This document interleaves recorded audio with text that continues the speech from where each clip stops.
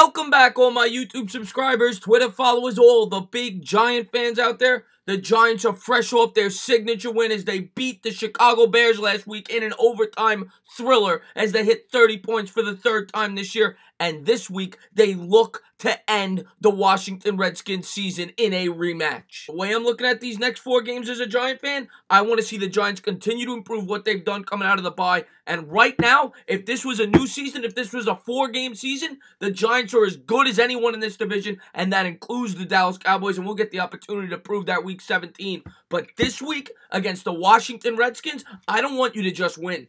I want you to annihilate this team. I want you to control this game start to finish because there's no excuses. This defense is not the same as it was against the Giants the first time they played. And the Redskins offense has not been the same since Alex Smith left. And with Mr. Butt Fumble at quarterback, Mark Sanchez, are you kidding me? This Giants pass rush has started to come together. They only had 10 sacks in the first 10 games they played. They've had 9 in the last 2. So I expect them to come after Sanchez early and often and force him to make mistakes. And Lord knows he will. The first time these two teams met in Week 8, the Redskins had an identity. They jammed the ball down your throat and they stuffed the run. This team only surrendered 100 yards rushing in 2 of their first 7 games. And the Giants, they were lost. They didn't know what the hell they were doing. They ended up losing that game 2013. They only ran the ball 14 times in that game. Barkley had 13 carries, and they only ran for 37 yards against this Washington Redskins team because the Giants had no identity, and they dropped to 1-7 in a heartbreaking loss. Another thing the Redskins did extremely well early on in this season was time of possession. They controlled the clock,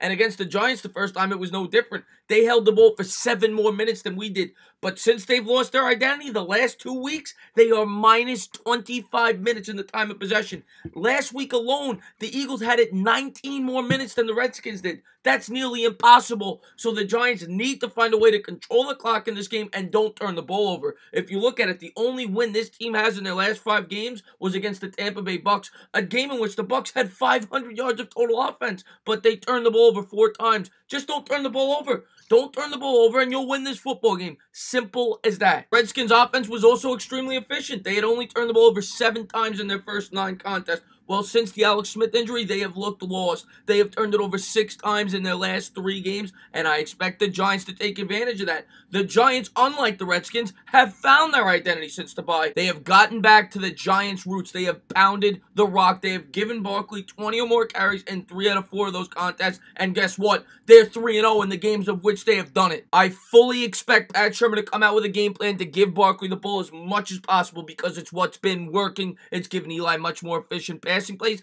and to be quite frank, this Redskins run defense is a shell of itself. They gave up on average about 90 yards rushing over their first 9 games. Over the last 3, they've given up almost $140. And now with the way that Redskin run defense has played the last 5 weeks, now they get to face Saquon Barkley, who's been on a tear coming out of the bye. As far as I'm concerned, he's the best running back in football. Now they get a piece of Barkley. I fully expect Barkley to jam it down their throat. This game plan is as simple as it gets.